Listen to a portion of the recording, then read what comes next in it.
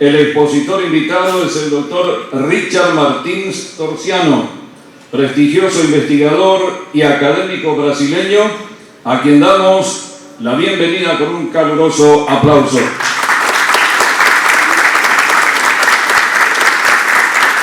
El anfitrión, el señor presidente del INDER, profesor economista Francisco Ruiz Díaz, a quien igualmente saludamos con este caluroso aplauso.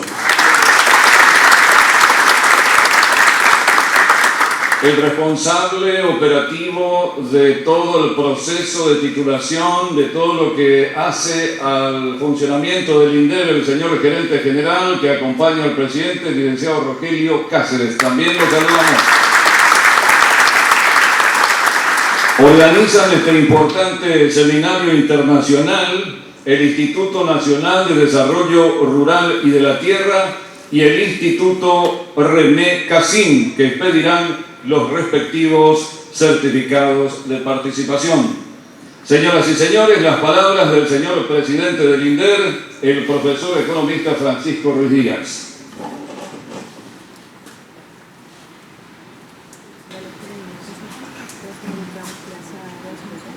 Muchas gracias, Oni. Muy buenos días a todos. Bueno, voy a tratar de mirarles un poco y saludarles porque generalmente soy malísimo para los protocolos, ¿verdad?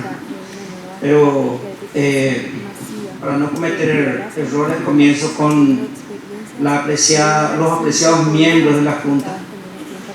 Tenemos al cínico representante de la Contraloría ante la Junta, al doctor López Ivieta, al doctor Torales, y ahora le tenemos a la intendenta de Yegros, a quien se está incorporando desde esta primera reunión, sería en febrero, en representación de todos los intendentes del país. Muchísimas gracias por estar presente hoy y acompañar este evento tan importante, ¿verdad?, para la discusión de lo que tiene que ver con el ordenamiento territorial y aspectos vinculados con la reforma agraria. La doctora Mercedes Vera, una amiga de hace tiempo, quien está hoy en representación de la directora general de los registros públicos, de la doctora Lourdes González. Muchísimas gracias también por su participación. También mi querida amiga Liz Moreno, compañera de trabajo en la Dirección General de Catastro, hoy día directora del Servicio Nacional de Catastro. Te deseo muchos éxitos. Esperamos que vaya todo bien y que las autoridades también reconozcan esa importante labor que cumple el Servicio Nacional de Catastro y que se hagan las inversiones necesarias en las instituciones que están vinculadas a todo lo que corresponde a la cuestión de tierra, ¿verdad? A mi querida también conocida doctora Ana Manuela, gracias por estar presente. Tenemos una amistad de hace años, nos conocimos ya allá por el 2015, desde entonces quizá ella no pudo descansar de mí, yo tampoco pude descansar de ella, de vez en cuando siempre nos estamos reclamando, hay cosas, ¿verdad? Gracias, doctora Ana Manuela, por estar presente, ¿verdad?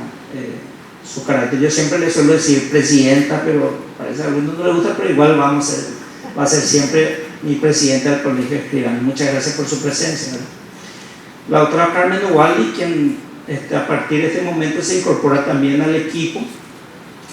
La doctora Carmen Ubaldi es una conocida también, es una amiga, y ha decidido acompañarnos en todo lo que sea este proyecto de fortalecimiento y modernización de que pensamos llevar adelante con 3 visiones estratégicas, ¿verdad? Por un lado, justamente el fortalecimiento de lo que es el esquema barrido predial y teniendo en cuenta siempre que funcionamos en un contexto de interoperabilidad con catastro, geodesia y registros públicos, ¿verdad? Porque no solamente nosotros podemos avanzar hacia el tema de las reformas, la facilitación, la calidad de procesos, sino tenemos que avanzar internamente y también al mismo tiempo buscar esa articulación externa. Entonces somos parte de un mismo sistema.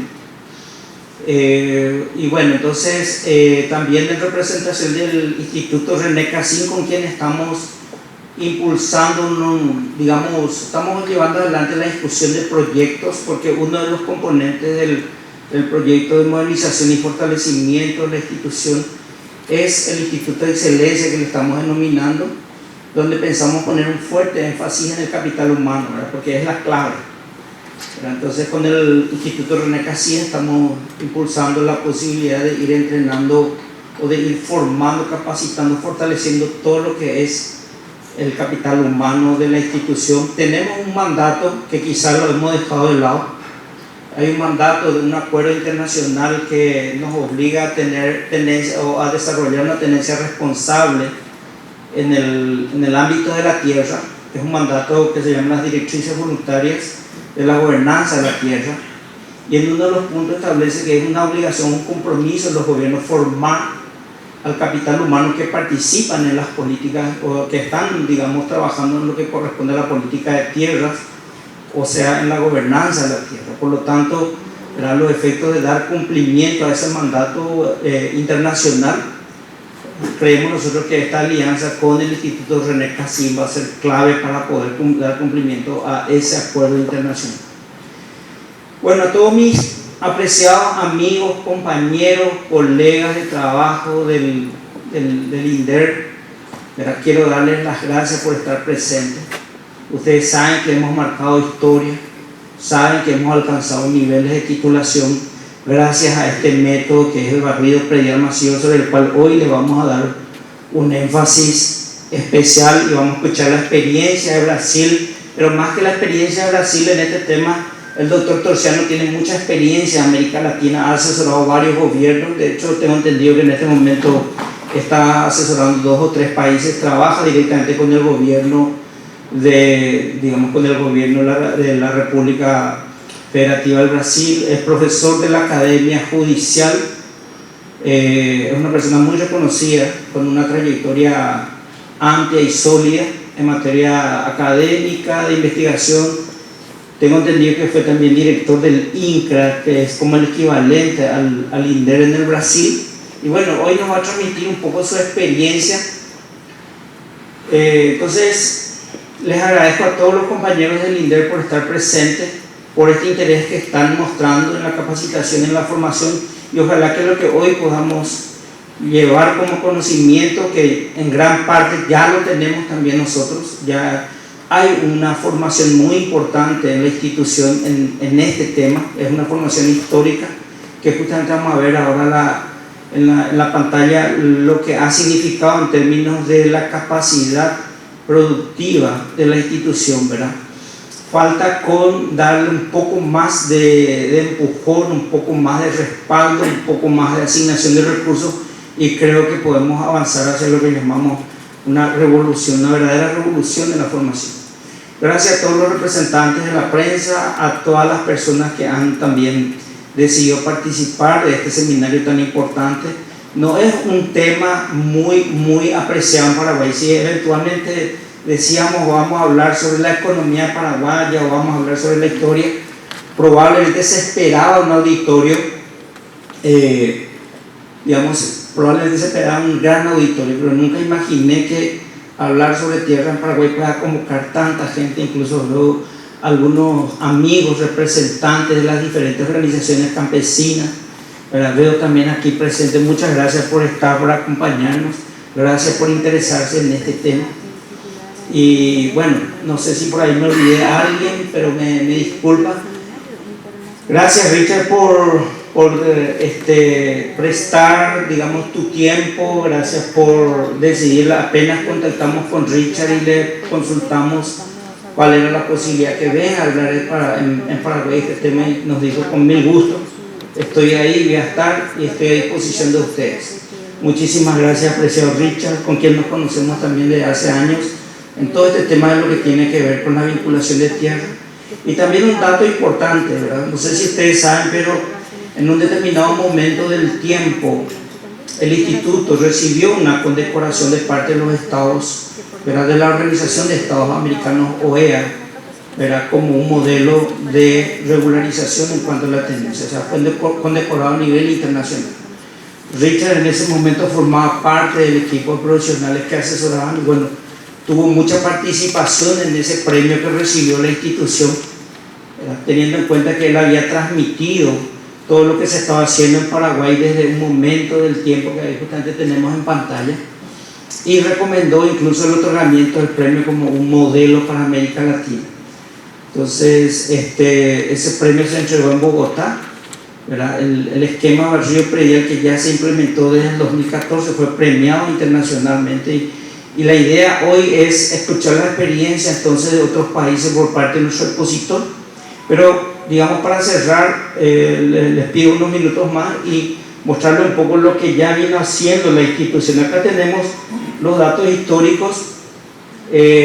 Básicamente buscamos un indicador para homogeneizar la información. Encontramos que la producción de títulos por día o la generación de títulos por día eran no los mejores indicadores. Por lo tanto, tenemos acá el histórico. Establecimos el año 2012 como un año previo a la creación del sistema de barrido predial masivo en el Paraguay.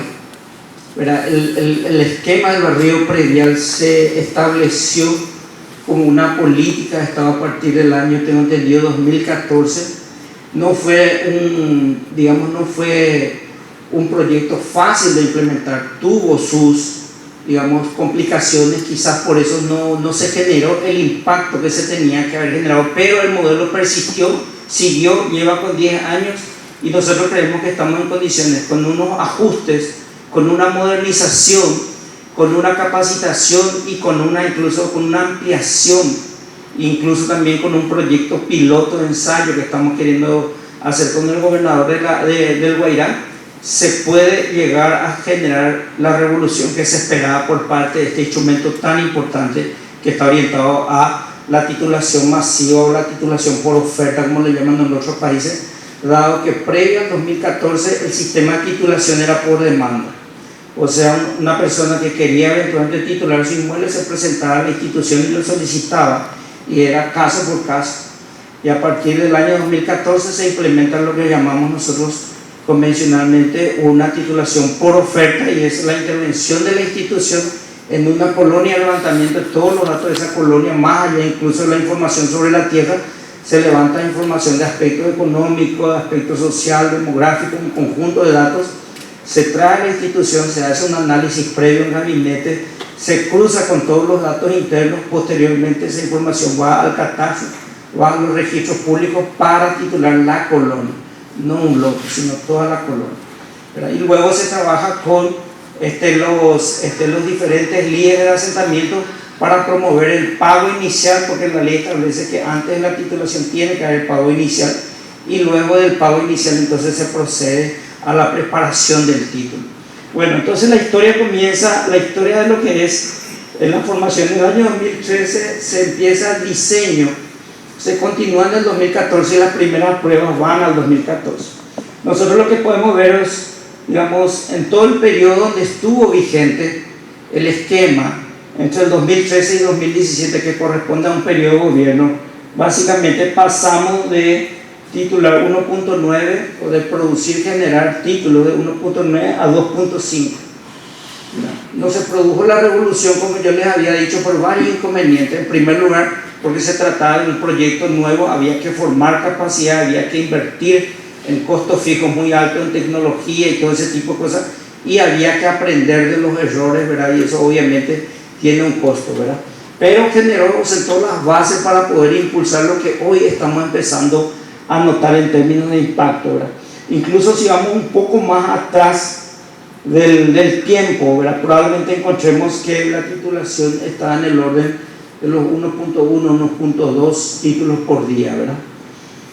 Posteriormente, en el 2008, y una cosa que llama mucho la atención, ¿verdad? En el 2008 los cambios políticos le golpean mucho al esquema, los cambios políticos se trasladan a los cambios institucionales, ¿verdad? Entonces viene una caída importante en la producción de 2.5 a 0.9, ¿verdad? A partir del 2009 comienza la recuperación, pero en el 2020 recién se vuelve a superar lo que ya se había alcanzado en el periodo anterior, ¿verdad? En el promedio 2013-2017, y va creciendo sucesivamente. Creemos nosotros que uno de los años más interesantes del proceso en sí estuvo en el año 2022. Se alcanzaron 5,6 títulos por día. En el año 2023 nuevamente le golpea, o sea, está integrado el gráfico, pero si separamos el gráfico, vemos una caída muy importante del 1 de enero al 14 al 14 de agosto, una caída muy importante nuevamente en la producción. Creo que había quedado en 3.2 títulos por día, más o menos había vuelto a caer, lo cual tiene que ver, como les decía yo, con el ciclo político en sí, ¿verdad? Y posteriormente, desde el 15 de agosto al 31 de diciembre, se alcanzaron 22 títulos por día, pero era básicamente un dato que estaba vinculado con lo que se había hecho en el pasado, más de lo que eventualmente se pudo haber hecho en ese momento. En ese momento lo que hicimos, creo yo, dos acciones muy importantes para poder alcanzar ese 22 títulos por día, ¿verdad? En primer lugar, eliminamos una restricción muy importante que había en el campo y en la titulación, que tiene que ver con la resolución que cobraba una tasa de interés del 12% sobre saldo, una tasa de interés del 66% en términos efectivos, el doble de lo que el Banco Central establece como tasa usuraria. Se eliminó esa resolución, no se eliminó, pero se ajustó, ¿verdad? Bajando a nivel de la inflación, a nivel de un promedio 4% titulación para hombres, 0% titulación para mujeres. Ahí lo trabajamos con el apreciado amigo César Fernández, que veo que está presente. Con César también aportó, estuvo también don Ángel en la construcción y en el pensamiento, don Ángel Jiménez, un señor integrante de la Junta también, en representación de las organizaciones campesinas. Y el segundo punto también que empezamos a trabajar fue acercarnos a la gente, irnos al campo. Entonces llevábamos un equipo que al tiempo que entregábamos los títulos de propiedad, ya se estaba incentivando el pago para los siguientes títulos que vayan a venir, y también ya se estaba trabajando con los dirigentes, avisándoles cuál sería el enfoque de trabajo a partir de un enfoque mucho más cercano con la gente, y eso generó bastante confianza, y ya comenzaron a aparecer por demanda la necesidad de presencia de funcionarios de la institución a los efectos de pagar y firmar los títulos de propiedad. Eso ayudó muchísimo. Justamente acá el director general, el director de beneficiarios, don Luis Reguera, me estaba mostrando recién la cantidad de títulos que estaban viniendo, por un lado de los registros públicos, los que ya salieron de catastro también. O sea, en febrero tenemos bien cargado traer la mochila, ¿verdad?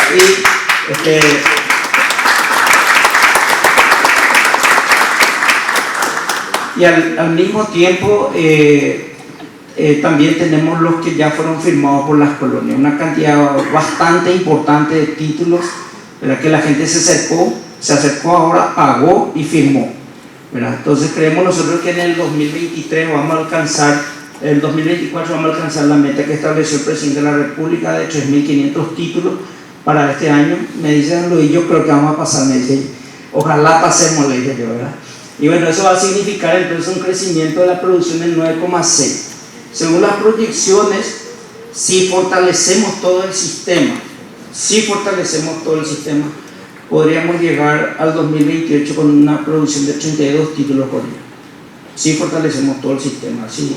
Acá la doctora Carmen Novaldi, que ahora se integra el equipo, empieza a trabajar con los compañeros y empezamos a inyectar, digamos que tecnología, capacitación, mejores condiciones laborales, ¿verdad? Entonces creemos nosotros que vamos a alcanzar esas metas al 2028 de superar más de 30 títulos por día. Pero también, si sale bien el proyecto piloto que lo estamos haciendo con Guairá, creemos nosotros de que podríamos llegar fácilmente a los 50 títulos por día, ¿verdad? Porque en Guairá vamos a hacer el proyecto de descentralización.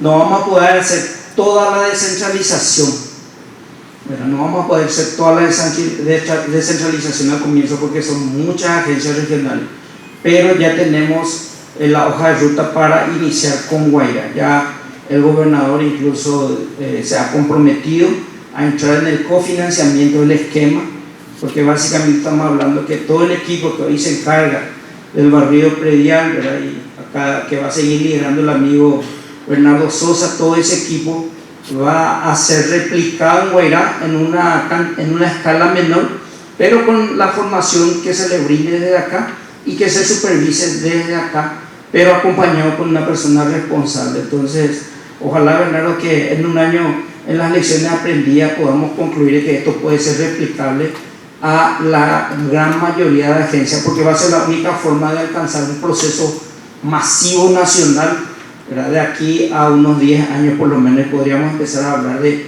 70-80% de la titulación de nuestros lotes, ¿verdad?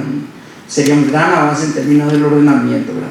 Bueno, me quedo acá. ¿verdad? Muchísimas gracias nuevamente, doctor Torciano, por participar. Gracias, apreciado gerente general, mi querido amigo, apreciado. Nosotros somos compañeros de trabajo, pero de hace años con don Rogelio, y decidió acompañarnos en este desafío.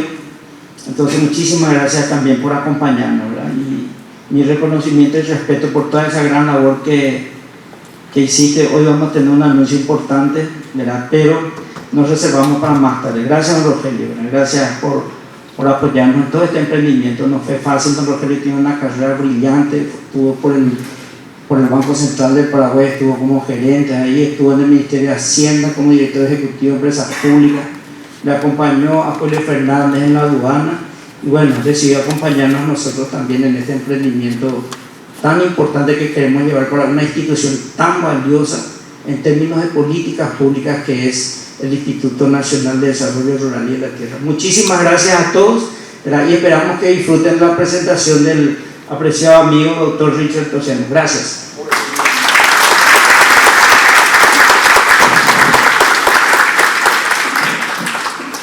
El doctor Richard Martins Torciano es especialista internacional en gobernanza y administración del territorio, con maestría en catastro y ordenamiento territorial de la Universidad de Jaén, España.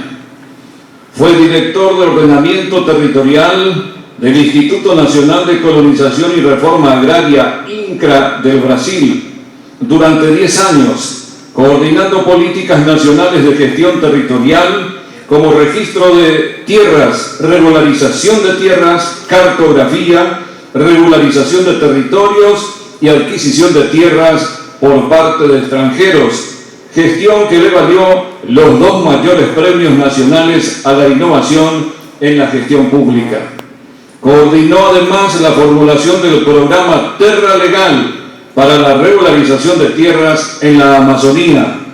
Lideró procesos de mediación en conflictos agrarios que involucraron a comunidades tradicionales, productores rurales, áreas de seguridad nacional y empresas de producción agrícola y energías renovables, acción que le valió la medalla Mérito Tamandaré, máxima condecoración de la Armada de Brasil.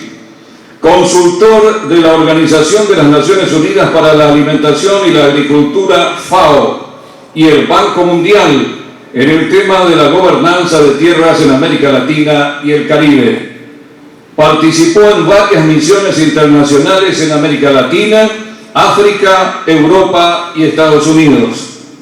Es coordinador ejecutivo del Centro de Regularización de Tierras de la Inspección General de Justicia de Piauí, y es el creador y cofundador del Foro de Tierras de los Inspectores Generales de Justicia de la región de Matopiba. En el año 2020, Richard Martins Torciano recibió de manos del gobernador de Piauí la medalla al mérito Renascença, máxima condecoración del Estado.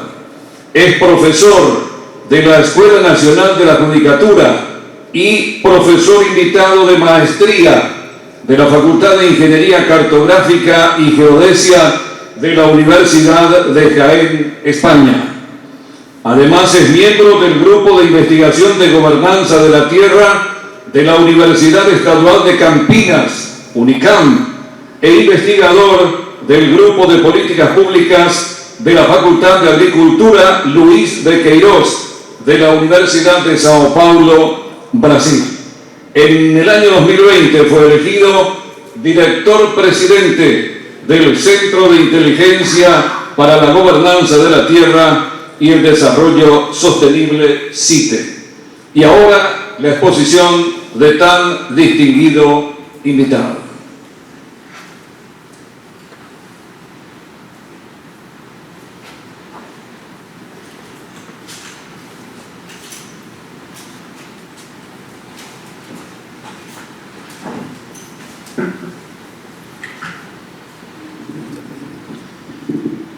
Hola, cansaron de escucharme. Cuando estoy escuchando esa burla de pila, parece que yo tengo 90 años, ¿no? pero que empecé muy nuevo, creo que desde 9 años, en estos temas agrarios, ambientales, en Brasil llamamos de fundiarios. No hay una traducción de fundiario para español, ¿no? Es de tenencia de la tierra, ordenamiento territorial, todo esto está involucrado en este tema fundiario. Muchas gracias por estar acá, perdón por mi portuñol, estoy viajando mucho pero practicando poco el español, ¿no? Somos vecinos, entonces perdón porque yo debería hablar mejor. Por eso yo hice una presentación de 3 horas con textos para ustedes conocer bien este contenido, por no comprender bien mi portuñol. No, creo que hay unos 10, 15 slides ahí.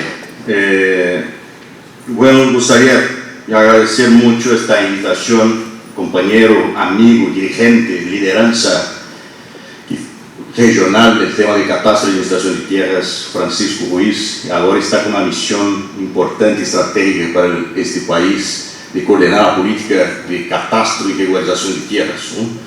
También distinguido Rogerio, amiga Ana Manuela, que conocemos hace tiempo también acá en Paraguay, Jorgelina, doctora Moreno, directora de Catastro, Nico, que está nos apoyando, Vanessa y los demás amigos de este país. Es siempre un gusto estar aquí hablando sobre este tema y apoyando, ¿no? Ya tuvimos algunas cooperaciones más concretas algunos años atrás, Brasil y Paraguay. No podemos avanzar con la idea de poner acá alguna plata, ¿no? Porque sin dinero no podemos hacer muchas cosas. Entonces tenemos que resgatar, amigo Francisco, recuperar estas cooperaciones para evaluar la posibilidad de poner recursos y concretizar una cooperación bilateral entre Brasil y Paraguay para esos temas, ¿no? De gobernanza, administración de tierras. Bueno, yo fui invitado para hablar un poco sobre esta experiencia de barrido predial masivo en Brasil y otros países que estamos construyendo, desarrollando esta experiencia, pero yo hablaba con Francisco que es imposible hablar sobre procesos de regularización de tierras en el año 2024 sin hablar de gobernanza y administración de tierras. No podemos avanzar con estos procesos de reconocimiento de derechos y acceso a tierra puntualmente. En Brasil llamamos esto de enxugar hielo, ¿no? Y quedar siempre en ciclos interminables. Tenemos que enfrentar la raíz de los problemas, enfrentar la debilidad en la gobernanza de las tierras que tenemos en los países de desarrollo en América Latina y Caribe, incluso Brasil, claro, y estructurar sistemas de administración de tierras adecuados a la luz de la gobernanza responsable de la tenencia de la tierra, que aquí habló a poco Francisco. Entonces la idea aquí es conocer un poco esta abordaje paraguas de gobernanza y administración de tierras, o que estamos construyendo en nivel global, y después hacer una inversión un poco más en los procesos de regularización de tierras, hablar un poco sobre esa experiencia de Brasil y los procesos de barrido predial y por qué los procesos de barrido predial masivo, por qué es necesario este proceso de barrido en nuestros territorios, ¿no? Bueno, ¿qué es administración de tierras? Antes tenemos un compromiso entre todos los países miembros de las Naciones Unidas de aplicar en nuestros países las directrices voluntarias para gobernanza responsable de la tenencia de la tierra, los recursos pesqueros y forestales. Y esto fue aprobado en el año 2012 en el Comité Mundial de Seguridad Alimentaria en Brasil. Todos, es uno de los únicos instrumentos aprobados por unanimidad entre los países miembros de las Naciones Unidas. O que es la gobernanza? La gobernanza son las instituciones, la administración pública, las personas, leyes, normas y procesos que están ahí involucrados, los derechos. Ahora, gobernanza responsable de la tierra, presupone que estos derechos y estas normas están mirando la sostenibilidad, un acceso equitativo a la tierra, transparente y respetando los derechos humanos pactuados en nivel internacional. Y claro, apoyando el desarrollo económico, ¿no? Entonces, con la aprobación de la gobernanza y de las directrices en el 2002, tuvimos que poner en marcha expertos en nivel global para pensar instrumentos para mejorar los procesos de gobernanza y construir sistemas de administración de tierras más eficientes, ¿no? Entonces, es un proceso que tiene fluxos, tablas, entradas, salidas, procedimientos y herramientas que pueden mejorar, simplificar, modelar, donde convergen diversas disciplinas en los sistemas de administración de tierras. Hay catastro, derecho de propiedad, derecho registrado, ciencias de la tierra, servicios, tecnología, geomática y multiplicadores, ¿no? Ahí notarios, cadastrales, institutos de tierras, municipalidad, personas naturales, personas jurídicas, entidades normadoras aplicando los estándares y normas. ¿Qué estándares y normas son estas? Las directrices voluntarias para la gobernanza responsable de la tenencia de la tierra, el Land Administration Domain Model, que fue aprobado también hace algunos años, que se convirtió en ISO 1952, que es una norma para orientar la implementación de los sistemas de administración de tierra. Entonces, tenemos un camino y un rito a observar, porque los países cobraron de los organismos bilaterales orientaciones concretas. Por eso ese proceso de construcción de la gobernanza de las directrices es un proceso muy rico, porque fue construido con participación del sector privado, de las instituciones públicas, de la academia y de la sociedad civil, ¿no? Y ahí hay varios capítulos sobre temas de tenencia, gobernanza, administración, regularización de tierras y catastro, ¿no? Todo esto, la estandarización principalmente para la obtención, actualización y publicidad de relaciones, la relación entre los bienes territoriales y las partes interesadas. Este es el proceso más difícil, parece una cosa obvia, vincular los derechos a la tierra y al ciudadano. Si el Estado no tiene capacidad de hacer esto, no es posible gobernar su territorio, porque no es posible gobernar un territorio desconocido. No es posible formular políticas públicas adecuadas para un territorio desconocido. Y para conocer, tenemos que avanzar con procesos de captura de datos, con base en estándares eficientes, para recolectar los datos, catastrar las personas, hacer la referenciación de esos inmuebles y desarrollar plataformas tecnológicas de catastro multipropósito y multifinalitario. Y claro, identificar las personas, catastrar, actualizar sus datos y registrar los procesos de titulación. La integración entre catastro, titulación y registro es necesario, es básico de la eficiencia de ese proceso de regularización. Sí, mas ¿cómo hacer? Porque tenemos 5% de las familias rurales tituladas. Bueno, tenemos que construir indicadores claves para determinar la priorización de los municipios. Y siempre dialogando con el ambiente político, que el ambiente político está siempre junto en el proceso de aplicación de políticas públicas, es obvio. Entonces, equilibrar esto, bases técnicas, pero también, ¿no?, observar las fuerzas políticas y obvio que buscar las fuerzas políticas para apoyar estos procesos equilibrados de avance de la gobernanza de la tierra. ¿Cuáles razones justifican este proceso de estructura de estándares y aplicación de esos estándares? La administración de tierras es un tema de vigencia global. Siempre existió en todo el mundo, ¿no? Pero el significado de la tierra para el ser humano ha evolucionado poco a poco. Tuvimos la evolución sobre la importancia de la tierra, pero también su instrumento de gestión, que es el tema de catastro, ¿no? Entonces, en el periodo feudal tuvimos la tierra como riqueza y catastro fiscal, exclusivamente fiscal. Por eso, tenemos en muchos países en desarrollo un preconcepto con la política de catastro, porque aún muchos países están desarrollando una política de catastro con una preocupación exclusiva fiscal de cobro de impuestos, y no es esto. Catastro es una política para mejorar la gobernanza, administración y el ordenamiento territorial de un país, para apoyar la política de gobernanza, administración y regularización de tierras. Catastro es libertador. Catastro es necesario para sacar de la invisibilidad especialmente las personas más vulnerables. Muchas personas pobres, de comunidades más vulnerables, étnicas, no son observadas por los estados porque no existen en bases de datos, no existen en la estadística oficial.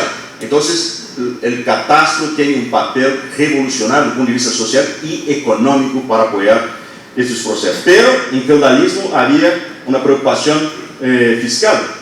Después de la revolución industrial, la tierra como comunidad y también un catastro jurídico, paradigma para mejorar los mercados, ¿no? En 1950 y 1980, la tierra con recursos, el catastro como gestión y paradigma para administración de tierra. Y ahora estamos avanzando para la tierra como un recurso común limitado, disputado en todo el mundo.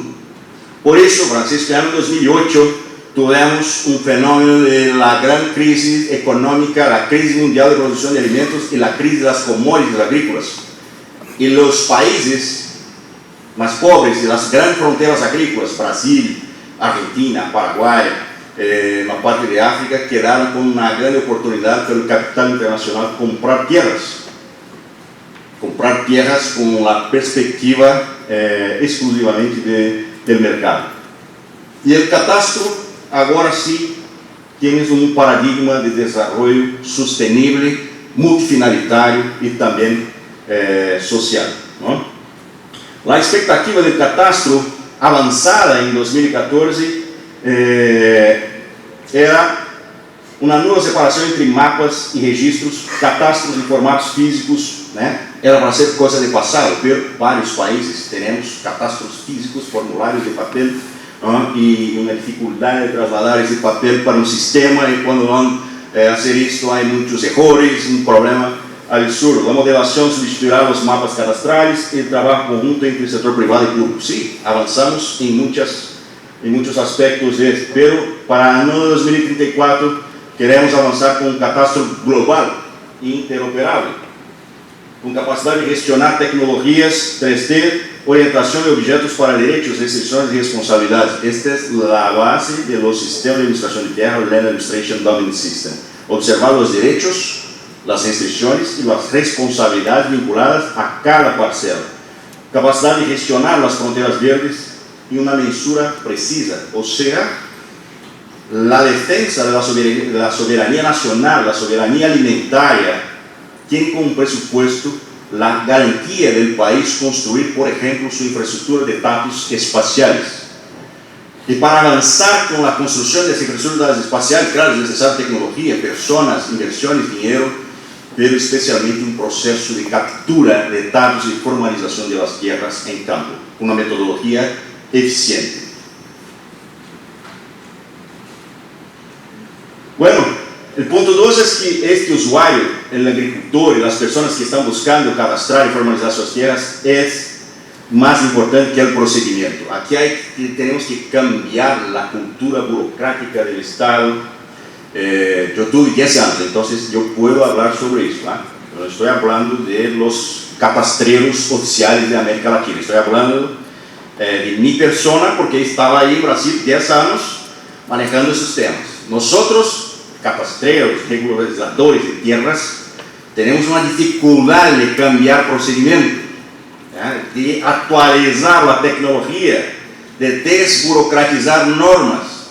Entonces, las personas no son viejas, ¿no? Pero algunas personas de mi equipo, por ejemplo, en Brasil, tenían una mentalidad vieja, conservadora, desde el punto de vista de la aplicación y formulación de políticas públicas. Y cada cambio llevaba 1 año, 2 años para convencer de la reducción de la burocracia.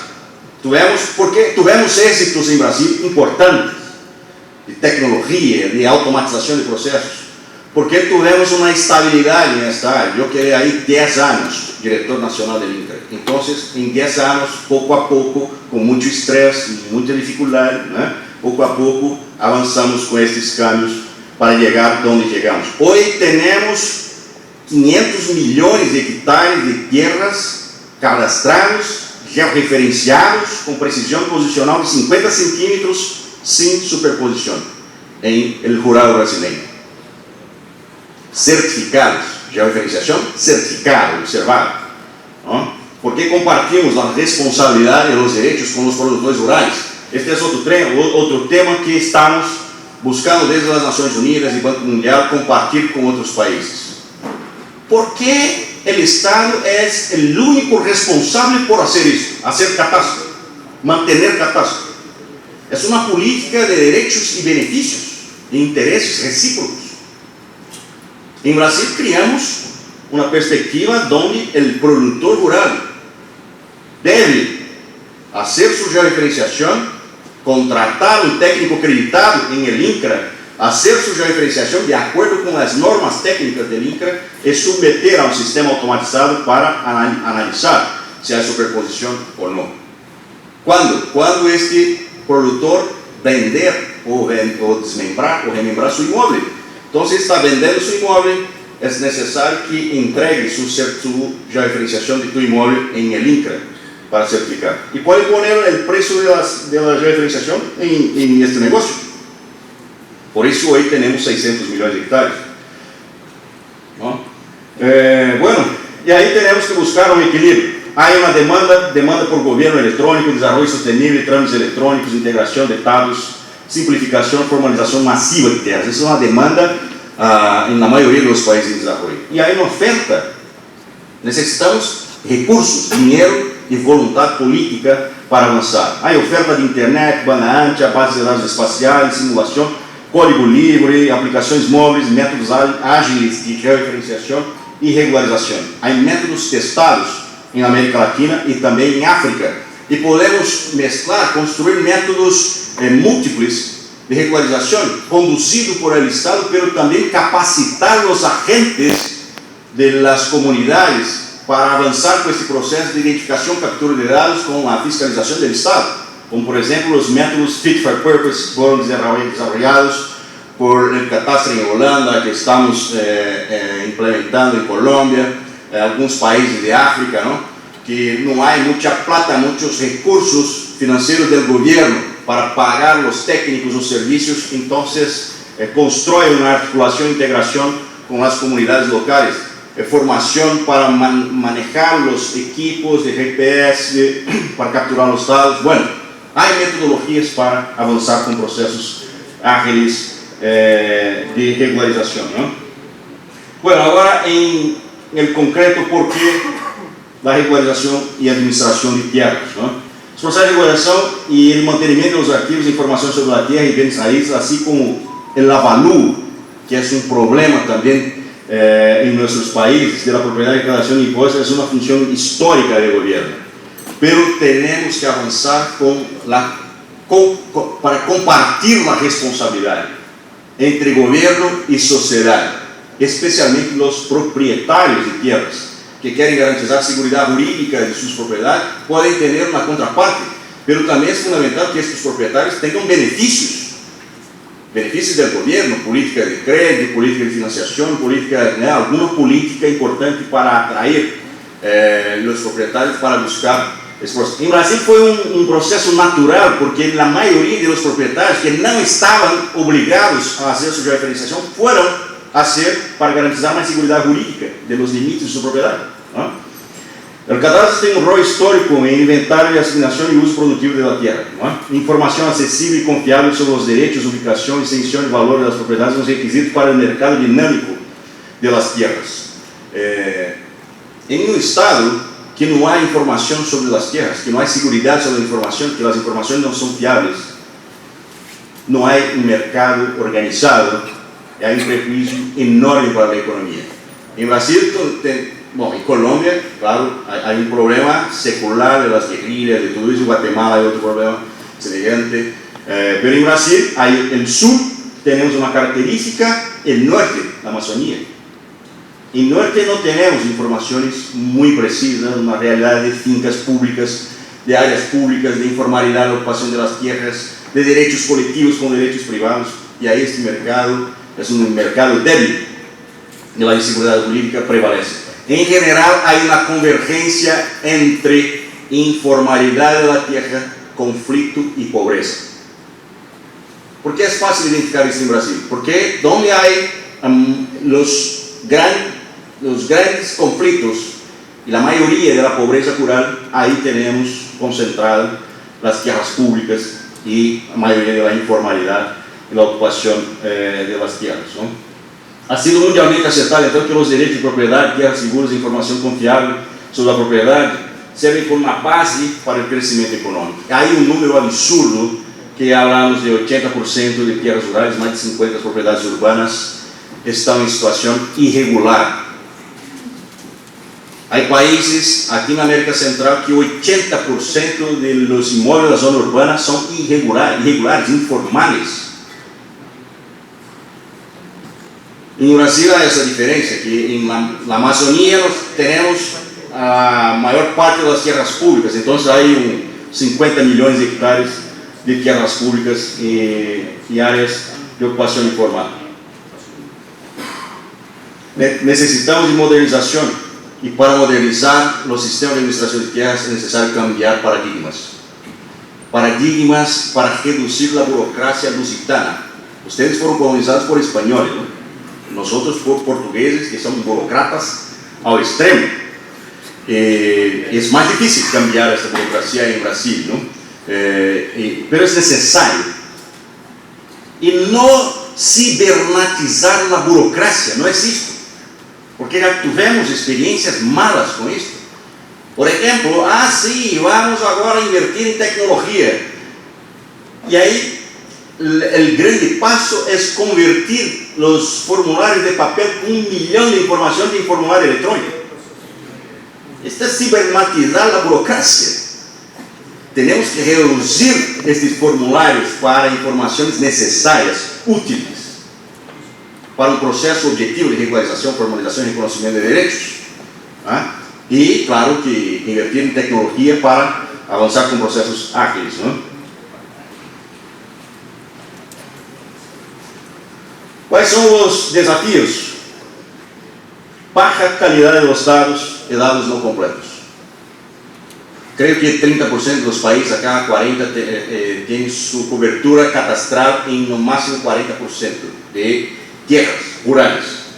Esto es un absurdo para la economía de mercado y para la protección de esos pueblos, para el reconocimiento de derechos, para acceso a políticas públicas, especialmente para los campesinos, agricultores pobres más vulnerables. Falta de financiação do governo às entidades e às instituições que manejam os temas de governança e administração de terras. Falta de personal capacitado e câmbio frequente de personal, né? Porque, claro que uma sucessão política, acá temos alguns países mais estabilizados, mas na América Central isso é mais complicado.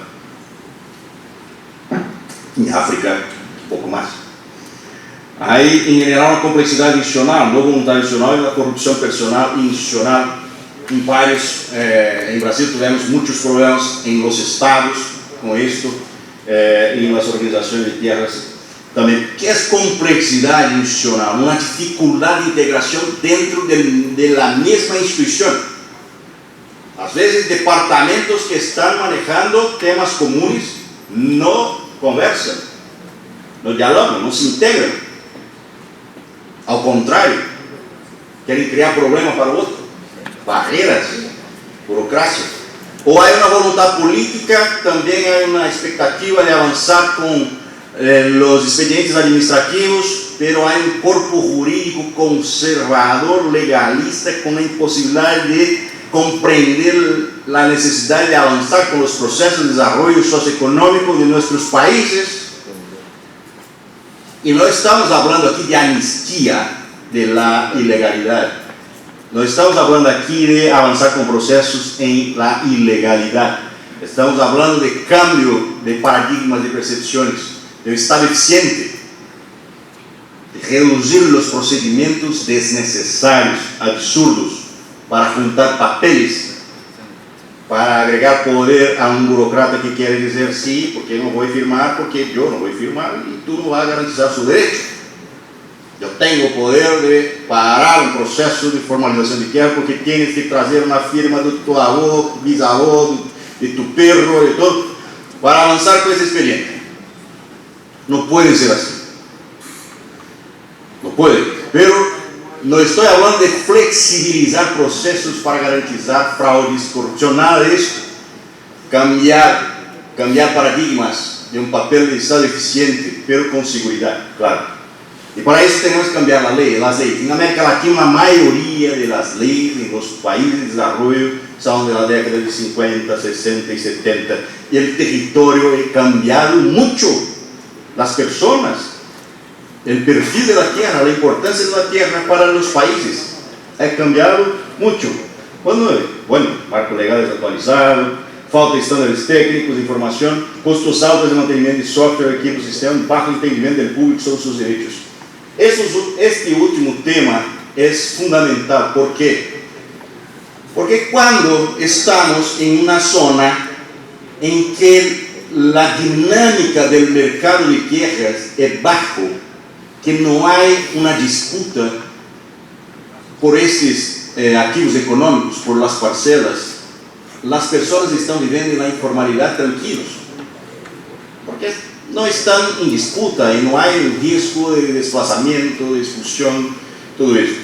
Pero hay un riesgo a mediano plazo, porque esta dinámica va cambiando y los intereses económicos también van cambiando. Por ejemplo, en un estado de Brasil llamado Piauí, los gobernadores apuntaban que los problemas estaban concentrados en el sur del estado, y nosotros apuntábamos que en 5 años los problemas migraron para el norte. No va a migrar. Pasaron 6 años y los problemas migraron para el norte, porque los intereses fueron exhauridos en el sur, los recursos y tierras fueron cerrando el sur y los inversores migraron para el norte para comprar tierras baratas.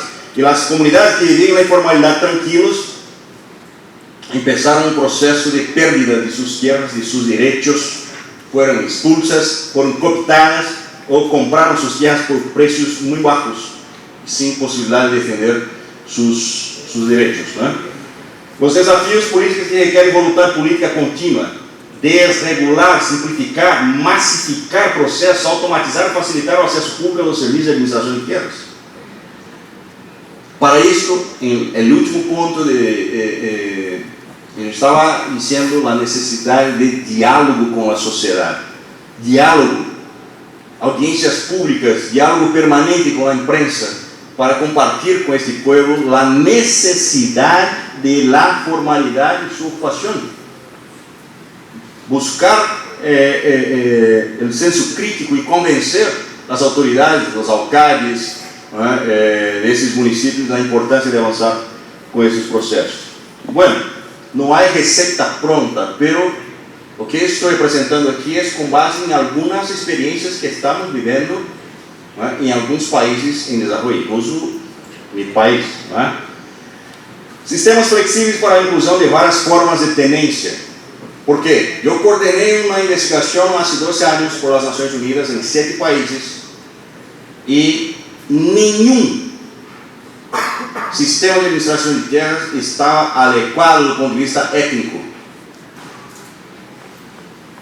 Entonces, las formas de tenencia son individuales, propiedades privadas, tienes que garantizar seguridad jurídica para los propietarios, pero también las posesiones, comunidades tradicionales, indígenas, afrodescendientes, derechos colectivos. Esos derechos también son fundamentales a ser observados, porque si no hay una voluntad política de observar esos derechos, pero esos derechos están en la Constitución, vamos a tener conflictos. Vamos a tener conflictos lá na frente. Ignorar esos derechos no es un camino. O se cambia la Constitución, hace un cambio a la Constitución. Reducir los costos iniciales de entrada en el sistema formal. ¿Cómo vamos a reducir los costos? Economía de escala. Si no hay economía de escala, voy a hacer un proceso de identificación, catastro y georreferenciación por demanda. Es más caro. economia de escala, é barrido predial, inversões na capacitação e retenção de funcionários. Capacitar, capacitar, capacitar. Capacitar os funcionários e invertir em tecnologia o tempo todo. A cooperação com o setor privado. Alguns países, e aí há fatores ideológicos, claro, que estão aí involucrados, mas a cooperação com a academia e com o setor privado para avançar com esses processos também é necessário, é fundamental. Porque o setor privado, de Paraguai e outros países, têm capacidade de avançar. Não é? Bom, aí há instrumentos para, creio que o Paraguai está avançado e Francisco falamos um pouco sobre isso, está pouco a pouco buscando avançar com seus instrumentos para melhorar suas tecnologias, equipos de campo, aquisição de software e tecnologia para automatizar processos. Bueno, formalização. Para cerrar, Francisco, não sei quanto tempo tenho acá. E tempo é a hambre das pessoas, é meio-dia. Então, as pessoas começam a dormir com hambre, querendo sair. 5. Tiempo, a no ser que abras para preguntas. Podemos abrir, sim. Vou passar rápido aqui e abrimos para mais 2 horas de perguntas. 5 cerrar e abrir preguntas. Ok. Esta comparação é importante, porque vamos perguntar por que massivo, por que barril predial, por que não. Bueno, a maioria dos programas de formalização financiados por organismos bilaterais tem utilizado nos últimos 20 anos método de catástrofe e formalização sistemática por barril predial, sim, Brasil, Colômbia e outros. Outros novos projetos estão usando o método de formação de catástrofe sistemático pela formalização de tenência da terra em terras privadas, só por demanda, Equador, Paraguai, Haití e Gana. E isso, assim, eu não posso compreender isso. Como eu vou pagar uma operação de catastro, que eu tenho que ir a campo, identificar as pessoas, catastrar, capturar os dados geoespaciais e não avançar com a regularização? Isso não é compreensível. Eu tenho que ir 2 vezes em campo, então, depois regressar aí para ser o expediente de formalização. Por isso, o barrido predial para catastro, captura de dados e formalização é essencial. E alguns países utilizam um método em qual, depois da formalização sistemática de catastro, lá operar o processo de regularização. Bueno, elementos essenciais desse processo: planeamento prévio, indicadores de prioridade e diagnóstico territoriais remotos. E este tema desenvolvemos metodologias muito buenas, Francisco, com tecnologias buenas, há métodos eficientes com tecnologia, reprocessamento de dados geoespaciais para orientar a tomada de decisão do presidente interno. Em que município, que zona vamos priorizar? Não é possível governar um território desconhecido. Para avançar com a política de catástrofe e regularização de terras, eu tenho que organizar minha operação. E para isso é fundamental um diagnóstico territorial com dados secundários, geoprocessamento, indicadores, criar indicadores. Criar os indicadores dos países, indicadores de pobreza, de conflito, bolsões de informalidade, tudo isso. Voluntade política local, definição inequívoca e espacial desses processos é um elemento essencial. Exposição pública à comunidade. Diálogo, diálogo, diálogo. Se não há métodos de resolução de conflitos, vamos travar, vamos parar os processos, porque vamos ter conflitos. Porque os vizinhos nunca tiveram um processo de identificação de seus limites. Agora vamos fazer. É um vizinho, não, é 1 metro para cá, não, é 2 metros para lá. E aí temos um conflito para determinar a localização. Bueno, aqui está, eu não traduzi isso porque recopilei ayer por la noche. O método que desenvolvemos em Brasil com diagnóstico territorial, com ferramentas geoespaciais para um mapeio da sobreposição. Isto tudo é uma ferramenta para orientar a tomada de decisão com sobreposição de áreas de interesse ambiental, de tenência da terra, socioeconômico, para generar um retrato atual e modelos prospectivos e a cronologia de priorização territorial. Isto desenvolvemos algoritmos e estamos aplicando em Brasil e em outros países, para que os municípios do estado tenham um diagnóstico e um atlas territorial com dados estatísticos de informação por município. Voilà. no está acompañando la velocidad de esto. Bueno, el barrido predial que está aquí en eje central, Francisco. ¿Por qué es importante? Primero, custo más bajo unitario por economía de escala. El costo total es más grande, claro, si voy a hacer 1000 parcelas, su costo por la necesidad de visitar cada parcela, pero el beneficio es para todos, es para política de ordenamiento territorial, para seguridad jurídica, sacar de la invisibilidad a las personas, desarrollo económico, acceso a crédito, protección de todos que están allá y organizar todas las políticas públicas de desarrollo territorial, ¿no? Un proceso que es más transparente, participativo. Los costos son más bajos por los beneficiarios, ¿no? Y proporciona datos completos de las parcelas, un inventario de todas las parcelas para mejorar la administración de tierra, el ordenamiento territorial, la recaudación de impuestos y planificar este local, ¿no? Aquí está un poco el flujo que después podemos compartir, ¿no? Y la esporádica, costo por parcela más alto. No se puede formar el catastro de todas las parcelas. Un prejuízo para la política de ordenamiento territorial. Tiempo para formalización de la zona depende de la frecuencia y la demanda de las personas para regularizar. No es inclusivo, no hay equidad y equilibrio para acceso a la tierra entre las personas de la misma comunidad. Los procesos son más complejos y difíciles para que la mayoría de la población pueda entender. No hay un programa masivo de comunicación. ¿Por qué? Porque voy a hacer por demanda. Voy a quedar los funcionarios con su carro y va en la casa de una persona, otra persona. No hay un programa masivo, ¿no? Para cerrar asuntos relevantes aquí, lo más importante, los sistemas de información de las bases de datos deberían ser actualizados. O pós-regularización es un problema que el instituto precisa comprender. La combinación de la capitalización de la tierra y la pobreza a veces causan pendas y desesperación que resultan en familias sin tierra. Por eso, el ciclo de titulación, pero también políticas de desarrollo para estas familias, microcréditos, financiación, apoyo a los campesinos, agricultores familiares. Y otro problema del machismo que tenemos en nuestros países: los maridos venden tierra sin formar a la familia. Aliás, los maridos no permiten que las mujeres participen del catastro. Y cuando pregunta, ¿es casado? No, soy soltero. ¿Ah? Y después pega su título individual y vende y no avisa a ninguna persona. ¿Sí? Riscos relacionados con la hipoteca de la tierra también es otro problema, ¿no? Y para cerrar, Francisco, el barrido predial de fato es la metodología más adecuada y eficiente para la regularización de tierra. ¿Es necesario recursos financieros suficientes? Es necesario considerar cuidadosamente los tipos de derechos individuales, colectivos, o que está ahí en esta zona que las personas demandan regularización. Y considerar la cooperación con el sector privado para ofrecer muchas de las funciones que los organismos no tienen, ¿no?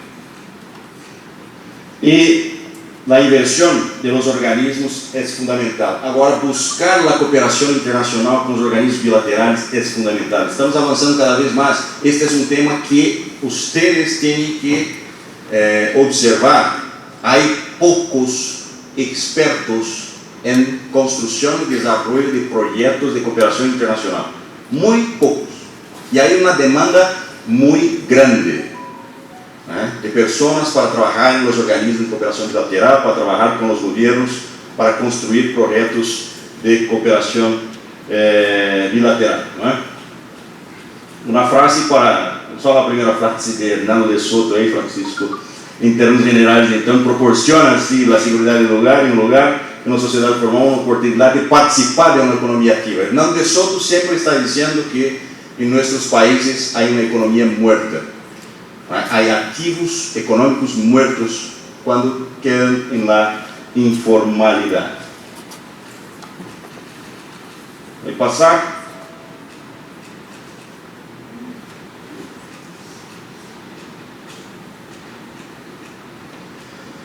La última frase. Debemos recordar, entonces, mi estimado presidente del Instituto de Tierras, que este éxito de las iniciativas pioneras, importante, el Paraguay puede ser protagonista en esos procesos, depende de mucha transparencia, de capital humano de alta calidad, de capacitación de uso de tecnologia avançada de enlace eficaz entre INDEP, cadastro, registro público, setor privado, autoridades municipais, comunidades afetadas, com essa integração do país a ter muitos frutos, reduzindo a desigualdade com desenvolvimento sostenible. Muchas gracias.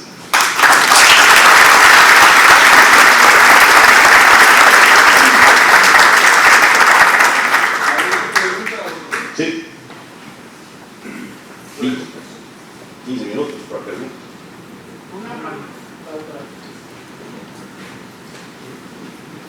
Microfone.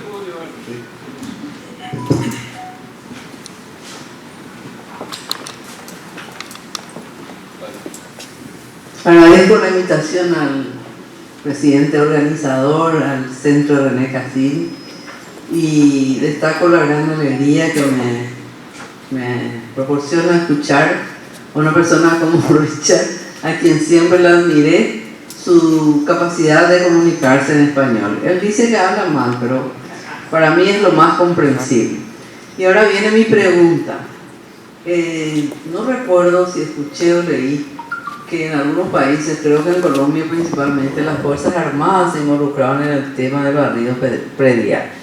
Porque acá en Paraguay, nuestros recursos, no sé qué dice el presidente, soñar con ese barrido predial previo a la identificación de los mojones, ¿cómo se cumpliría? En realidad la pregunta es para los dos. ¿Qué pasó en Colombia y cómo se puede hacer en Paraguay? Es para tener una noción nada más. Gracias. Respuesta a cada pregunta, o juntamos y después de acá. Bueno, la experiencia de Colombia es una experiencia no mucho exitosa por esta necesidad de cambio de los paradigmas del papel de Estado, de la reducción de la burocracia. Porque hay mucho apoyo en Colombia, Agencia de Cooperación Suiza, Agencia de Cooperación Italiana, FAO, FIDA, Banco Mundial y todo eso. Tuvimos proyectos grandes. El último proyecto que yo estaba involucrado, un proyecto de 150 millones de dólares para el catastro multifinalitario, ¿no? Y otras financiaciones para barrido predial, pero con ejecución de empresas tercerizadas, y ahí había un apoyo de las instituciones públicas, de las Fuerzas Armadas. En Brasil, yo contraté el ejército para hacer un trabajo en la Amazonía. Es un trabajo interesante porque el ejército tiene su respeto, pero es pesado, también con procesos muy delicados, sencillos y muy caro. Es más barato, en Brasil es más barato contratar una empresa privada do que el ejército. Yo estaba en gobierno pagando el ejército para hacer un trabajo muy pesado, pero hay una eficiencia, ¿no? En África hay una actuación de algunas experiencias con participación de las Fuerzas Armadas también. ¿Hay uno?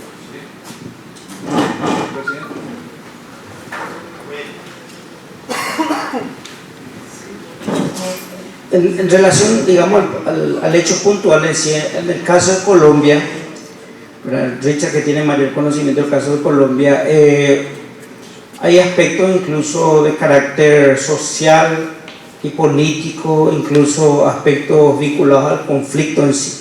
O sea, la experiencia de ellos se enmarca mucho en el conflicto.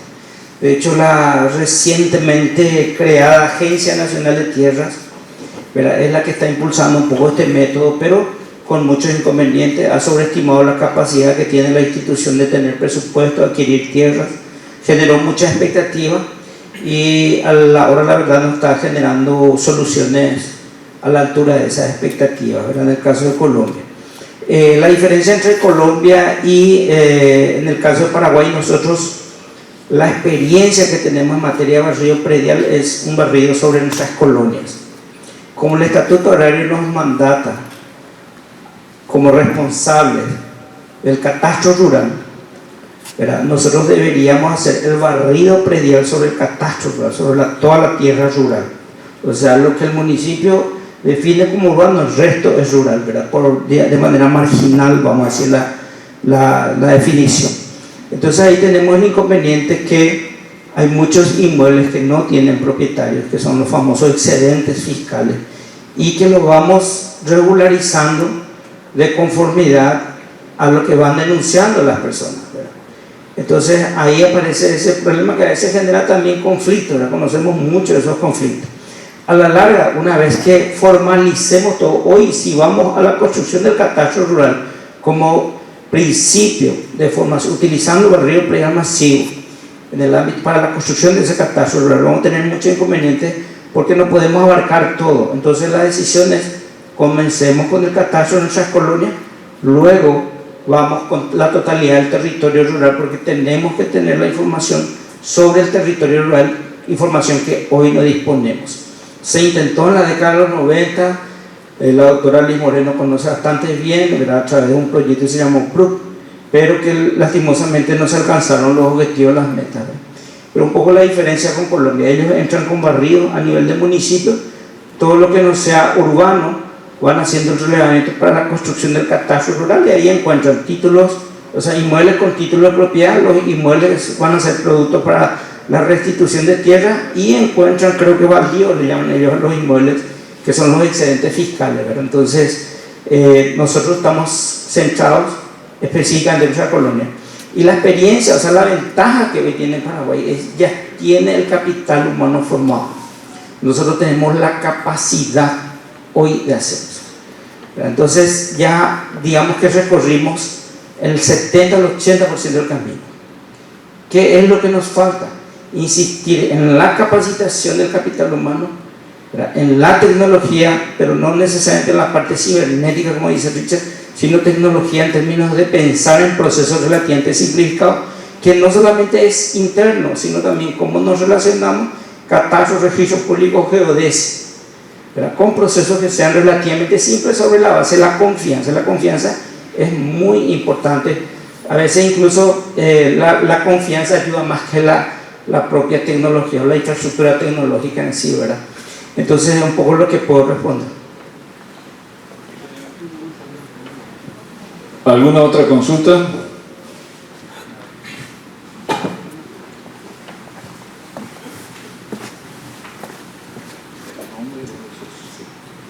Muchas gracias, Justino Vera,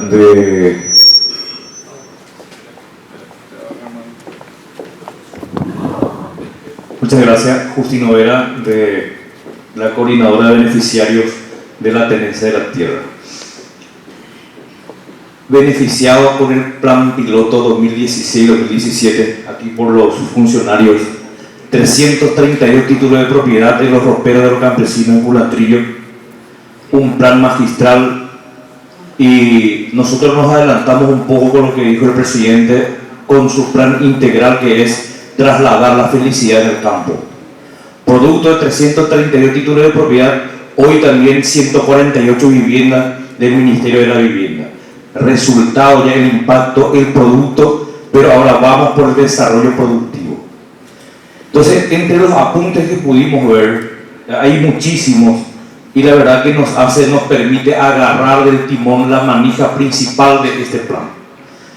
Yetipi Mamote Kutenjave Ñamopotí, barrio predial. Nosotros así interpretamos en nuestra organización, cuyas carpetas hoy en el INDER, justamente gracias a la doctora María del Carmen y la ingeniera Jorgelina Gómez, se hallan justamente las solicitudes que se ajustan perfectamente a todos los temas tocados por el doctor Dorciano, a quien le agradecemos infinitamente porque nos permite hoy dar un paso más hacia el sostenimiento y la defensa de este proyecto.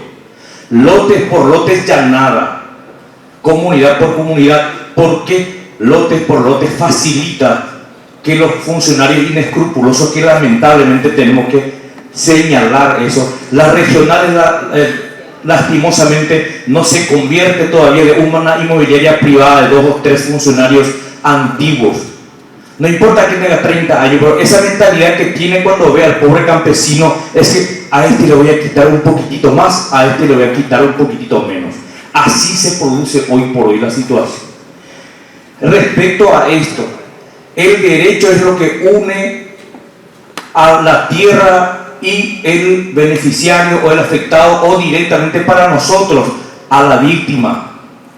El 95% de nuestros poseedores de tierra son víctimas de actitudes vergonzosas, lamentablemente, del interior. ¿De qué sirve la justicia y el derecho en el quebranto, doctor y compañeros, en el quebranto de los beneficiarios? Hoy por hoy el Ministerio Público y la justicia paraguaya sirve como cuña para que se sigan cometiendo horrores en el campo. Entonces mi pregunta, una pregunta al doctor Torciano: ¿cuál es el manejo de la justicia, el derecho en relación a esa argamasa que une los dos sectores, la propiedad, la tenencia de la tierra y los beneficiarios? Y al presidente mi pregunta sería: hemos comenzado, presidente, una iniciativa de reunirnos con el fiscal general del Estado. No es en una especie de yaguareatro, sino por lo menos plantearle cuál es la actitud y la hoja de ruta que saca el fiscal general del Estado respecto a los fiscales que entre gallos y medianoche firman a las 2 a las 3 de la mañana una orden de expulsión, de desalojo a los campesinos, y con la permisividad en ese caso y la complicidad de los jueces, que no veo ninguna cara en este auditorio y mucho menos en las reuniones de esa naturaleza. Entonces, para no alargar demasiado, justamente para tratar de responder un poco cuál es el manejo en los países para copiar un poco de la Fiscalía General del Estado y en este caso de la Corte Suprema, que otro nombre tendrían entre otros países.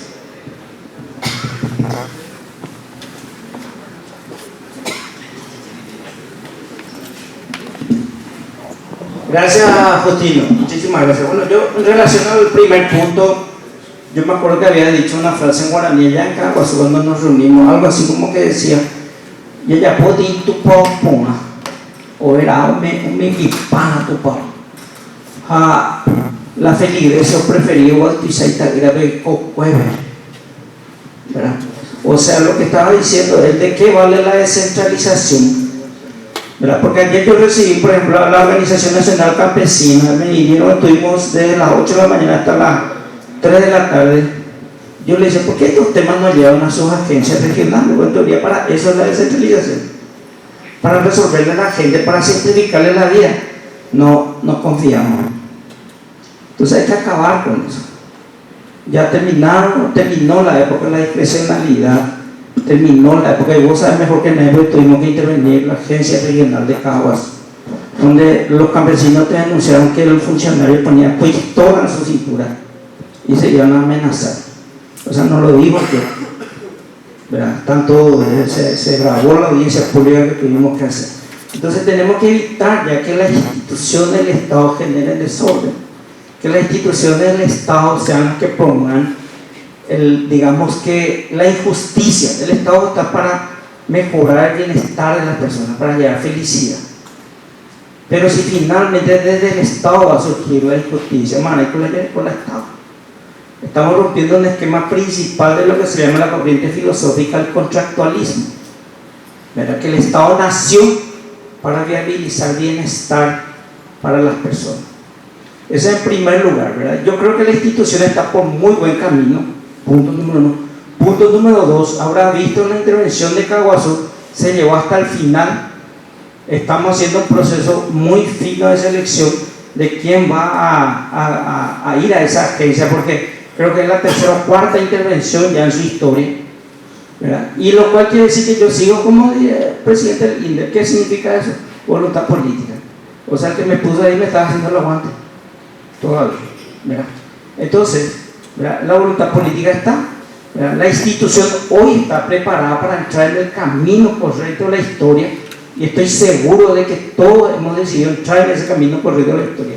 Si no, nos vamos a entregar títulos récord en el año 2028, porque los compañeros de trabajo entendieron cuál es la misión de nosotros, ¿verdad? Ese es el segundo punto. Entonces, estamos entrando en el camino correcto de la historia, tenemos el capital humano necesario, le tenemos a la gente poniéndose la camiseta de la institución, la camiseta de promover el bienestar, ¿verdad? El tercer punto, yo diría, podemos hacer todo el esfuerzo que queramos, pero esto es un mecanismo. Netflix, ¿verdad? Cuando hace la historia de cómo funcionó el esquema en Brasil, ¿verdad? En relación al financiamiento político, de todo el equipo que estuvo en el gobierno. El mecanismo, no dice la corrupción, el mecanismo. ¿Qué significa eso? Si vos sos un engranaje y querés ir contra el resto de los engranajes, démate la respeta, ¿verdad? Pero hay un mecanismo, ¿verdad? Entonces, este mecanismo no es porque el funcionario es el INDER, no, parte de todos, parte desde el propio dirigente que le estafa a la gente, parte del propio fiscal, ¿verdad? Parte del propio juez, parte de los funcionarios administrativos, parte de la policía. Sabemos nosotros, la policía, en un caso Alto Paraná, una orden de allanamiento le puso un número 216, cualquier orden de allanamiento, ¿verdad? Utiliza la 216 y se va ahí para, ¿verdad?, echarle a la gente de un inmueble que es del INDER, ¿verdad? Y esa orden 216, no sé qué orden para la policía, surgió de una interpretación que yo no soy abogado, pero que ya le pregunté a los abogados. ¿Puede un juez, ¿verdad?, en un caso, en un caso de interdicto sobre recuperar la posesión, decir, no voy a discutir el dominio, por lo tanto el INDER es irrelevante, voy a discutir solamente la posesión? A mi criterio se está extralimitando y está haciendo reforma agraria, porque está definiendo quién va a tener la posesión, y es el poder judicial, no tiene poder administrativo. Pero todos los jueces, el 100% de los casos, interdicto recuperar la posesión, dice, no discuto el dominio, por lo tanto no le convoco al INDER, ¿verdad?, voy a discutir la posesión. Y yo acá querría saber el punto del doctor López Ivieta, porque yo sé que él maneja muy bien esto, y para mí que va a ayudar a esclarecer, y después le pasaría la palabra al doctor Torciano. Pero yo creo de que esto tiene que ser parte de una conversación nacional, porque una sola institución no va a ser primavera, una sola golondrina no va a ser primavera. ¿Le puede llevar al doctor López Ivieta?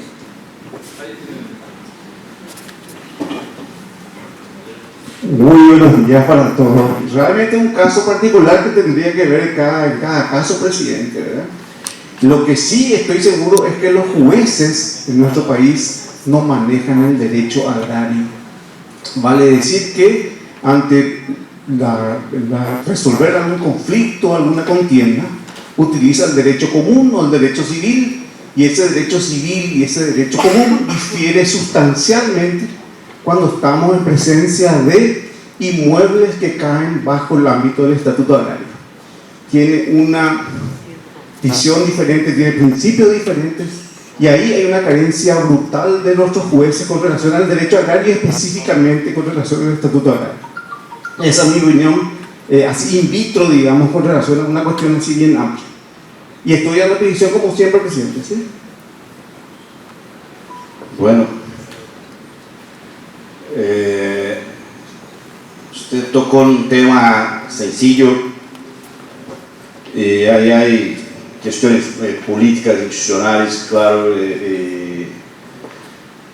pero cuando pregunta sobre la argamasa, ¿no?, de integración y de esos procesos para evitar o superar los obstáculos promovidos por esta complejidad institucional o complejidad política o problemas políticos derivados de esta integración institucional,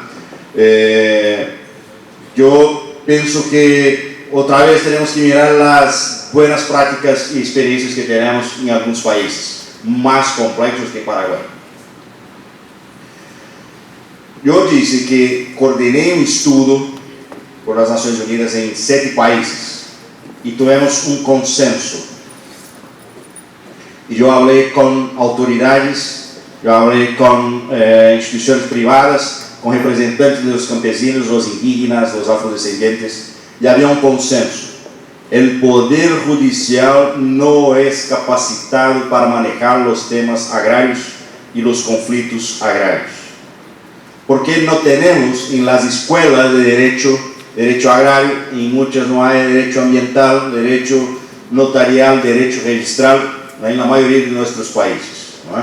Entonces ese es un punto que tenemos que enfrentar, ¿no? Capacitación, capacitación y capacitación, a la luz de todos los derechos, a la luz de las directrices voluntarias para gobernanza responsable de la tenencia de la tierra, a la luz de los derechos formales, los derechos consuetudinarios, los derechos tradicionales, los derechos colectivos, los derechos individuales, los derechos de posesión, ¿no? Porque los magistrados necesitan comprender la esencia de la conflictividad y no una disputa de posesión con base en un legalismo puro, una aplicación pura de la ley, mas comprender las fuentes, las raíces de estos problemas, la complejidad de los problemas de los conflictos agrarios. Para esto, capacitación. Para esto, voluntad política y decisión de los tribunales. Bueno, ¿cuál es la buena práctica? En Brasil, yo estructuré una propuesta en el año 2018 de un foro de tierras de los tribunales de justicia de la principal zona de frontera agrícola de Brasil. Creamos. Y ahí tuvimos éxito 2 años. Y los propios magistrados proponieron crear un foro nacional. Hoy tenemos un foro nacional de los tribunales de justicia para temas agrarios, temas de tierras, que en Brasil llamamos de fundiario. Y es un foro de reuniones trimestrales. A cada 3 meses reunimos todos los magistrados de los tribunales de justicia de Brasil para tratar de los temas agrarios y con decisiones concretas sobre ese proceso de intercambio de buenas prácticas. Este es un punto. Otro punto, creamos en la Escuela Nacional de la Magistratura curso de capacitación para los magistrados en temas de gobernanza, administración, regularización de tierras, derecho agrario, notarial y registrado. Curso formal. Y ahora estamos creando un posgrado en la universidad con un magistrado del estado de Minas Gerais. Y espacios de integración entre poder ejecutivo, poder gobierno y el poder judicial. Este foro fue creado para promover esta integración. En todos los foros, los gobernadores, las autoridades de los estados del gobierno central son invitados y tienen ahí su espacio para participar. Creamos los juizados especializados, que en Brasil llamamos de varas agrarias o oficinas agrarias de jueces y promotores agrarios. Hay varas agrarias, oficinas agrarias de jueces especializados en muchos estados y promotorías agrarias y una ouvidoria, ¿cómo se llama? Ouvidoria, oír, escuchar, agraria especializada. Y sí, su ambiente de denuncia para y con audiencias públicas y todo más. Entonces, poco a poco va se creando esos espacios de participación, transparencia y los consejos, si hay espacio. Y aquí en Guatemala tuvimos algunos pasos, Colombia estamos avanzando un poco para crear los consejos de desarrollo sostenible y gobernanza de la tierra, regionales o municipales.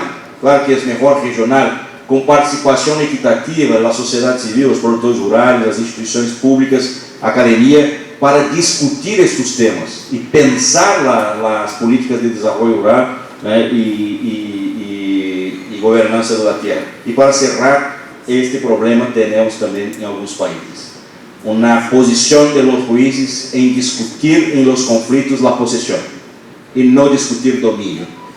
Esto es un absurdo, pero también tenemos que enfrentar con procesos de capacitación.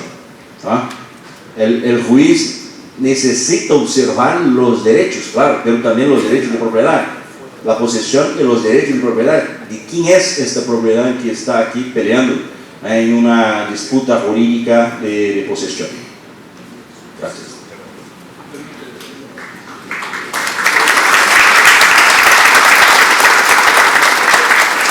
Una última pregunta, por razones de tiempo.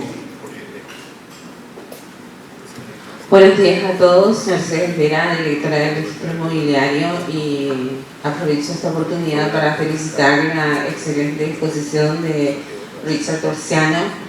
Es realmente una exposición brillante en el sentido de que nosotros hace años ya venimos promoviendo este tema de lo que es el relevamiento o barrido catastral o predial, como se lo llama, y incluso en los numerosos proyectos de trabajo ya me tocó realizar tengo más de 36 años dentro de lo que es la función registral, y haber visto ya todos los cambios que se han tenido en las distintas instituciones como Catastro y también INDER. Conocer la problemática y la identificación de los problemas las que usted expuso es la que nosotros tenemos perfectamente identificadas ya hace tiempo, y dividir este tema en dos partes, en el sentido de que realmente nosotros, teniendo bien identificados estos inconvenientes, los mismos que usted expuso, pero ante esa falta de voluntad política, en que podamos definir entre las distintas instituciones, y sobre todo a nivel gobierno, quién será el responsable de hacer este relevamiento que es necesario para el país. Porque eso evitaría, por supuesto, los conflictos, que es ahí donde entran los jueces. O sea, no tiene nada que ver ahí la fiscalía o los jueces, porque es el resultado de la situación de las tierras en Paraguay, y que tiene su historia, que viene desde la época posterior a la Triple Alianza. Entonces, esas inconsistencias, esas irregularidades, esa falta de formalización de lo que es la propiedad, la gran cantidad de ciudadanos que están con supuestos títulos basados en, digamos, un papel o una hoja de cuaderno donde el abuelito le dejó como herencia y cree que ese es el título de propiedad. Entonces, el concepto de título que tiene nuestro ciudadano también es un problema. Entonces, entra ahí fundamentalmente la capacitación. En primer lugar, de todos los que somos nosotros los integrantes de los distintos sectores inmobiliarios, como también del ciudadano, que es lo que venimos promoviendo hace años a través de las diversas capacitaciones que precisamente hacemos a través del Instituto René Cassin, del cual hace tiempo también formo parte. Entonces, aquí tenemos que definir, y incluso dentro del proyecto de ley conocido como el de CROCAR o DINACARE, o sea, resultado del programa Catastro Registro, ya habíamos nosotros incorporado lo que es la Dirección de Regularización de Tierras, donde está, digamos ahí, 3 puntos importantes, que es la formalización. También lo que sería el otro punto es el tema de regularización, porque son 3 los que vienen identificados, porque es una cuestión de formalizar, otra cuestión es regularizar, entonces, y el otro que me estoy recordando. Entonces habíamos incorporado. La cuestión es definir aquí, porque como bien decía aquí nuestro amigo Francisco, el INDER se ocupa o se va a ocupar de cumplir lo que nosotros como dependientes del Poder Judicial ya en el año 98 habíamos establecido, o sea, la Corte Suprema estableció la famosa acordada 84/98. No más inscribir sin planos demostrativos de lo enajenado. Y eso hizo que en su momento el INDER, que no estaba acostumbrado a presentar planos, tuvo que ajustarse, y es ahí cuando comienza con el tema de las colonias, que tuvieron que formalizar los planos y que eso pase por el Servicio Nacional de Catastro, se asignen los padrones, y no solamente en el área rural, sino también en el área urbana.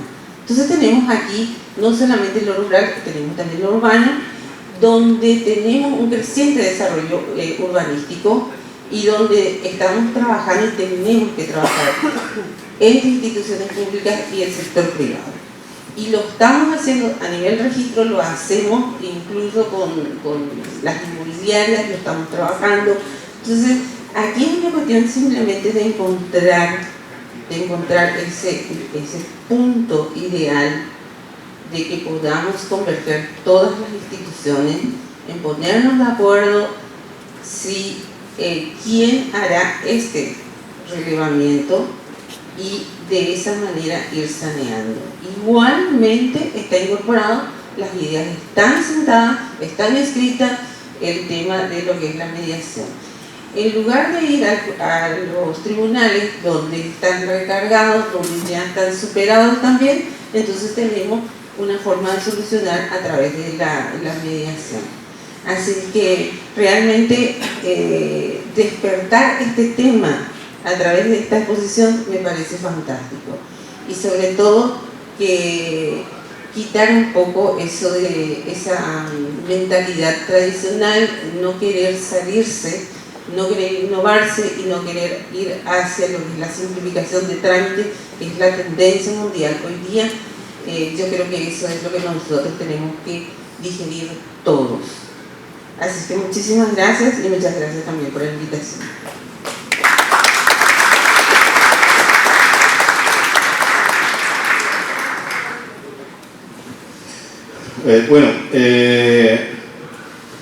Comenzar por el problema, indicar las soluciones que estamos construyendo en nivel global en los países en desarrollo. Yo por veces estoy en proyectos de las Naciones Unidas y en muchos proyectos de mi compañía en África, en Guatemala, América Central y Brasil, ¿no? Con equipo de expertos haciendo investigaciones y también buscando soluciones para estos problemas. Bueno,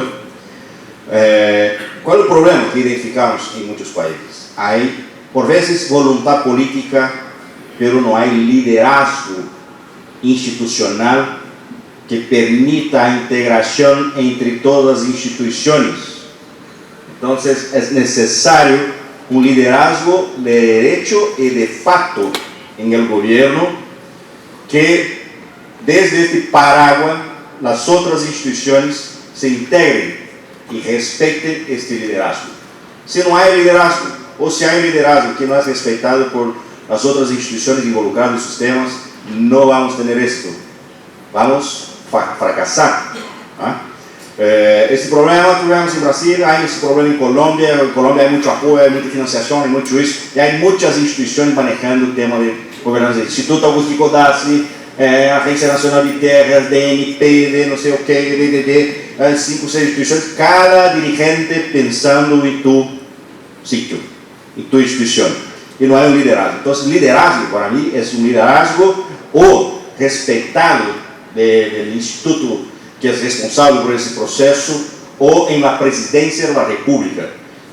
Una persona que está a cargo de conducir un proceso. En Brasil se avanzó en la Casa Civil de la Presidencia de la República, se creó un consejo, y este consejo, cuando invitaron a los otros ministerios, ese consejo con determinación del presidente de la República, fue posible avanzar con algunas cosas. Otro punto es convencer las autoridades de que estos temas son estratégicos para el país, para el desarrollo del país. No son temas estratégicos solo para INDERT, solo para catastro del Ministerio de Economía, solo para... Este es otro problema, porque tenemos catastreros y tenemos personas agraristas y quedamos hablando siempre para nosotros mismos, ¿no? Necesitamos cambiar el abordaje, la estrategia y convencer las autoridades, convencer los ministros, presidentes de la importancia estratégica de ese proceso de gobernanza, administración, formalización y catastro para el país, para todas, la mayoría de las políticas públicas del país van a depender, especialmente los países agrarios. Nuestros países son países agrarios, ¿no? Y cooperación para ejecutar, entonces, convencimiento, integración, respeto, liderazgo y cooperación con el sector privado. Esto es en Brasil tenemos el mayor sistema de salud pública del mundo. ¿Por qué? Porque tenemos una cooperación con el sector privado. La mayoría de los hospitales son gestionados por OS, organizaciones sociales, con parcería público-privada. Por eso es posible avanzar con una gestión pública, y ahora en temas agrarios también estamos avanzando con este proceso de cooperación público y privado. Para mí, que estamos observando en algunos países son los temas centrales para tener éxito en este proceso. Señoras y señores, muchísimas gracias, doctor Torciano. El aplauso creo que se merece.